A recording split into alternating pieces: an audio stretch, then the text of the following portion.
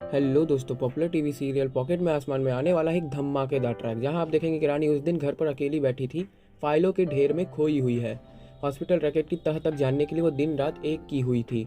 अचानक दरवाजे पे एक अनजान व्यक्ति नीचे से सफ़ेद लिफाफा गिराता है, और ना कोई नाम होता है उस पर, ना कोई मुहर, बस एक सीधा खत पे लिखा होता है, मेरे पास वो सबूत है जो अनीशा के पूरे रैकेट को एक झटके में बेनकाब कर सकता है। अगर तुम सच में इसका खात्मा करना चाहती हो तो आज रात 9 बजे पुराने टावर के पास आओ, अकेली। रानी का माथा ठनक गया। कौन है ये, और सबसे बड़ी बात, उसके घर का पता कैसे चला? वो खत को कई बार पढ़ती है, हर लाइन में ऐसे ऑब्जर्व करती है जैसे कुछ छुपा हो उसके पीछे। उसे लगता है कि शायद कोई फंसाने की कोशिश कर रहा है, लेकिन फिर एक उम्मीद की नई किरण जागती है। अगर ये सच है तो केस यहीं खत्म हो सकता है। दूसरी तरफ अनीसा अब बुरी तरह परेशान है।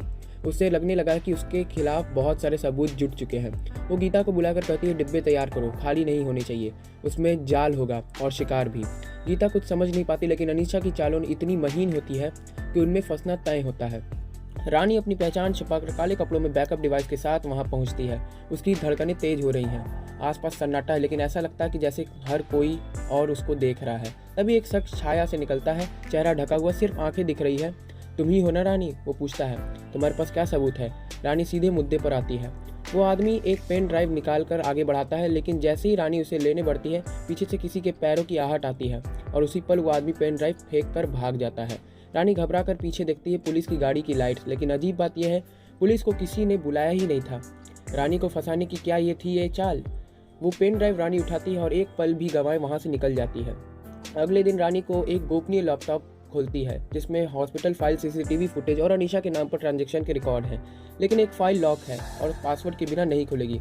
अब रानी को दो चीज़ समझ में आती है, जो मिला वो बहुत बड़ा है, या फिर जिसने ये दिया वो अभी भी उसे कहीं से देख रहा है।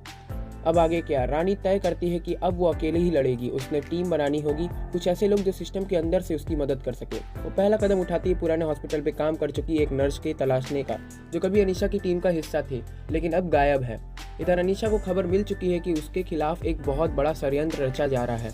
अब वो अगला वार करेगी, रानी की असली पहचान का उजागर करने का। कहानी एक नया मोड़ लेती है, जहां रानी के साथी की तलाश है और अनीशा को सिर्फ एक मौका चाहिए रानी को खत्म करने का। आने वाला एपिसोड देखना काफी दिलचस्प होगा, और अपडेट जानने बने रहे हमारे साथ। इस वीडियो को करें लाइक और चैनल को करें सब्सक्राइब। मिलते हैं अगले वीडियो में।